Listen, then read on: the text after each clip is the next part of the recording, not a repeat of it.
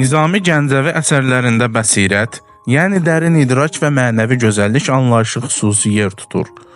Onun əsərlərində zahiri gözəlliklə yanaşı insanın daxili dünyasına, mənəvi kamilliyinə böyük önəm verilir.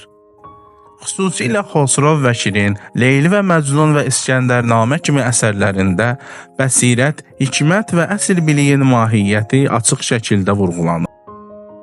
Məsələn, İskəndərnamə poemasında Nizami, İskəndərin zahiri gücündən daha çox onun mənəvi axtarışlarına diqqət yetirir. O, həqiqi hikmətə, daxili görmə qabiliyyətinə malik olan insanın dünyaya həqiqi işıq gətirə biləcəyini göstərir. Bəsirət anlayışı Nizaminin sufi fəlsəfi dünya görüşü ilə də bağlıdır.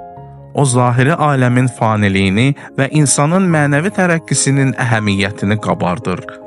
Onun qəhrəmanları sadəcə gözəlliyi və var-dövlət arxasınca qaçmır. Əsl xoşbəxtliyi, həqiqi, ədalət və mənəvi kamillikdə tapmağa çalışır. Əziz izləyicilər, bəs sizcə Nizaminin hansı əsərində bəsirət daha güclü ifadə olunub?